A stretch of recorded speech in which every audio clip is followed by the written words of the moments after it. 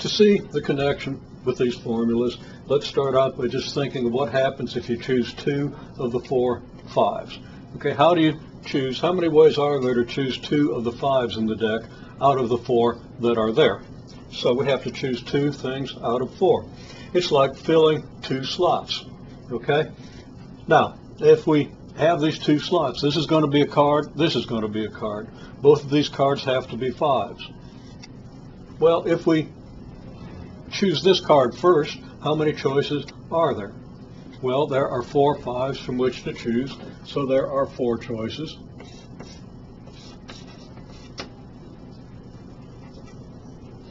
Here, and that leaves us 3 choices for the second card. So that's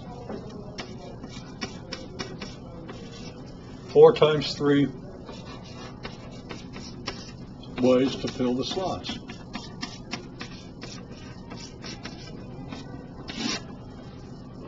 Now, of those 4 times 3, we chose this one first, this one second. Choosing, for example, the 5 of hearts and the 5 of diamonds would be different than choosing the 5 of diamonds and the 5 of hearts. But we still have the same 2 cards. We just choose them in 2 different orders, and both of those orders would be among the 4 times 3 ways to make the choice. Now, maybe easiest to visualize this if we list all the choices. Now, I didn't have room to list them all, but I've listed 5 of hearts, 5 of diamonds. That's one thing that could go in these 2 slots. 5 of diamonds, 5 of hearts. 5 diamonds here, 5 of hearts here. Always the 5. We can do hearts and then clubs, or clubs and then hearts, hearts and then spades, spades and then hearts, diamonds, clubs, clubs, diamonds, etc. You could list these. You should list these if you don't completely understand what this formula means and how it works, and what this formula means and how it works.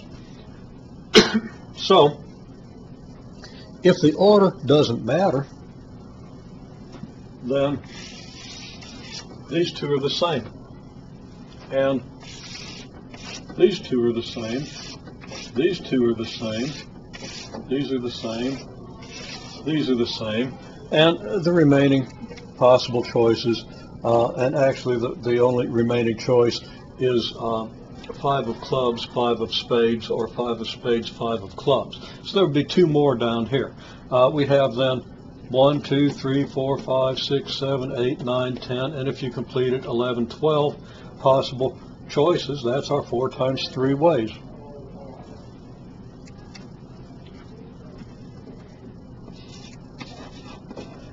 So there, we see now there are 2 ways that the same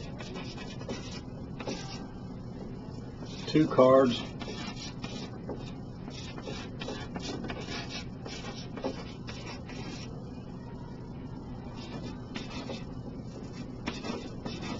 could have appeared.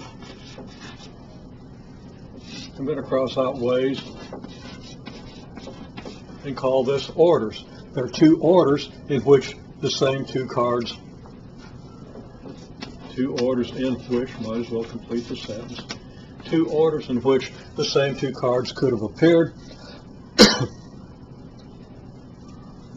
And now that we've grouped those, we see that there are, instead of 4 times 3, 12 ways, there are only 6 ways that the same 2 cards could appear. Again, this is the 5 of hearts and the 5 of diamonds, whether or not the heart comes before the diamond or the diamond before the heart.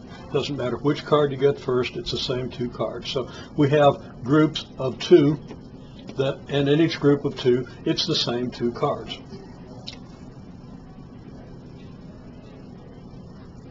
So that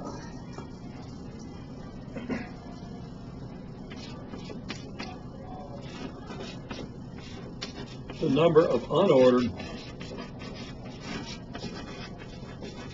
ways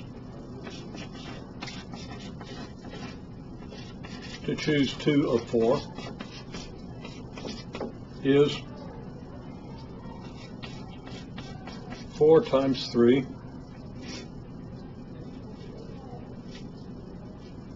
divided by 2.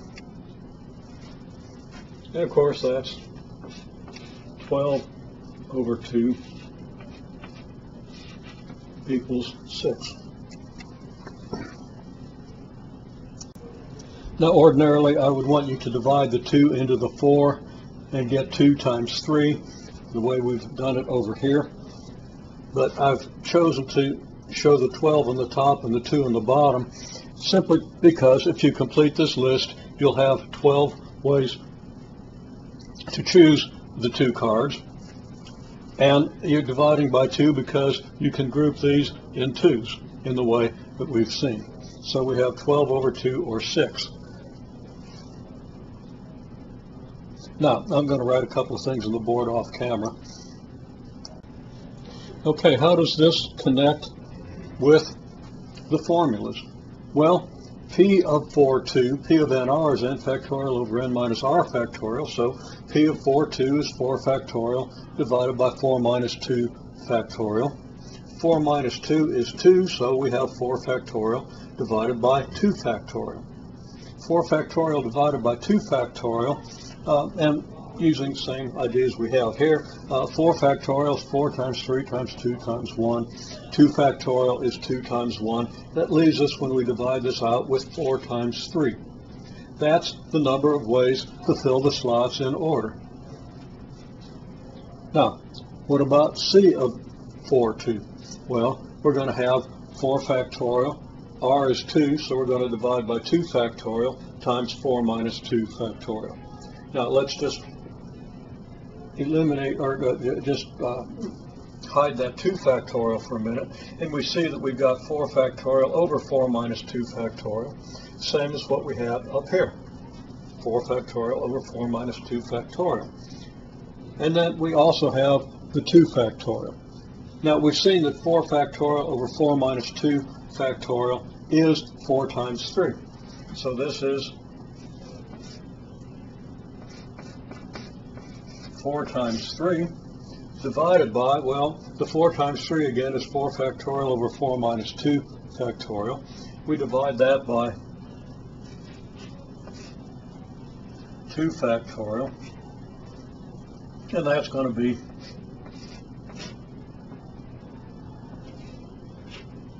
the same calculation we've already done, 12 over 2, which is equal to 6. Okay, so the permutation is 4 times 3, which comes out 12. The combination is 4 times 3 divided by 2 factorial. That comes out 6. This stands for the number of ways to choose 2 things out of 4 in order.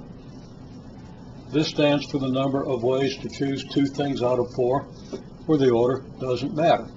Permutation is the number of ways to choose R things out of n in order. Combination, number of ways to choose R things out of n where order doesn't matter. In the same way, we can think of choosing 3 out of 48 cards that aren't 5s. In this case, we have to fill 3 slots with no replacement. The questions we ask ourselves, if we don't get killed by the falling board, questions we ask ourselves, how many choices here, how many choices here, how many choices here? Okay, well, there are 48 choices for whichever one we decide to fill first. Then 47 choices for what we fill second, and 46 choices for the one we fill third. Now, we could go over here and list all the possible ways we could make these choices, but there would be a massive number of ways. Okay, there would be let's see, 1,600, close to 100,000 different ways we could choose the 3 cards in order, and we don't want to actually go to the trouble of listing them all. It would take months.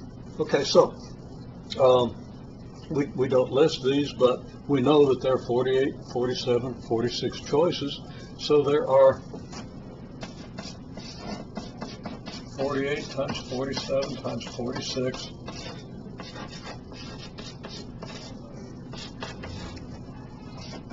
ways to choose in order.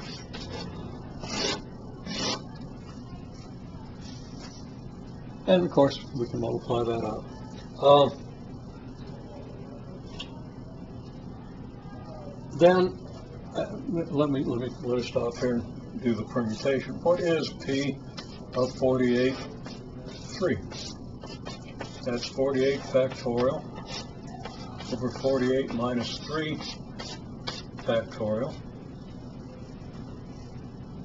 which is 48 times 47 times 46 times 45 times 44, etc., down to 1, divided by 45 factorial. 45 factorial is everything from 45 down to 1. So that the 45 factorial will divide everything from 44 down to 1, leaving us 48 times 47 times 46. So that if we divide 48 factorial by 48 minus 3 factorial, you should see why that's going to leave us just the first 3 numbers in the 48 factorial, because this is going to divide out the remaining 45 numbers. And that's exactly what we need to answer this question. So there's some insight into why the permutation formula matches what the fundamental counting principle tells us.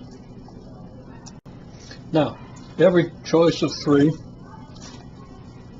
can appear, let's put the word can in there, can appear in 3 times 2 times 1, which is 3 factorial equals 6 different orders. Whichever 3 cards we have here, first, second, third, we could have gotten the same 3 cards by putting the first, second, third like this, or first, second, third like this, or first, third, second, and so forth. And it's easy to see that there are 3 factorial, 3 times 2 times 1, 3 choices for the first of those 3 cards, 3 choices for where that first card could have gone. Could have gone here, here, here.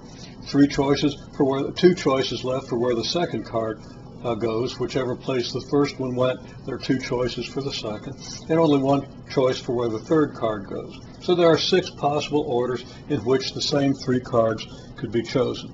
Now, what that tells us is then that the number of ways to choose the same 3 cards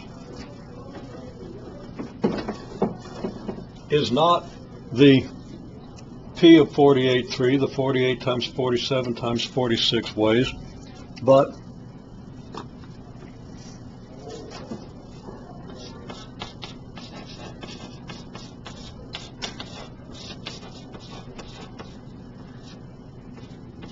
the number of ways to choose, if order doesn't matter,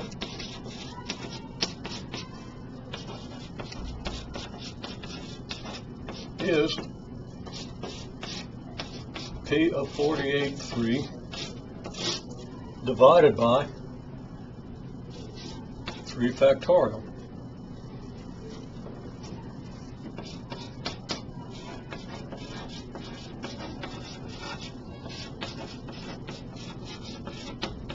There's your number of ordered choices.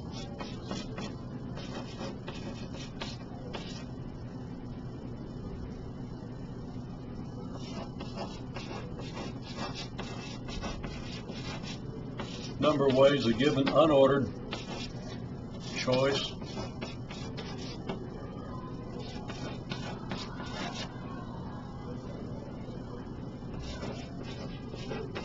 could have been chosen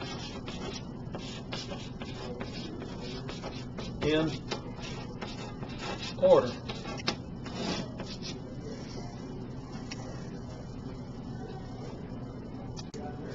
Now, in order to see how these formulas for permutations and combinations are combined, the P of 48, 3 divided by 3 factorial is, well, P of 48, 3 is 48 factorial over 48 minus 3 factorial. Make sure you understand that and why it's so. And then the C of 48, 3, we divide that by 3 factorial. Well, P of 48, 3 is 48 factorial over 48 minus 3 factorial. 3 factorial goes here, and there's our formula for the combinations. And we should be able to compare these expressions with these formulas and understand these formulas.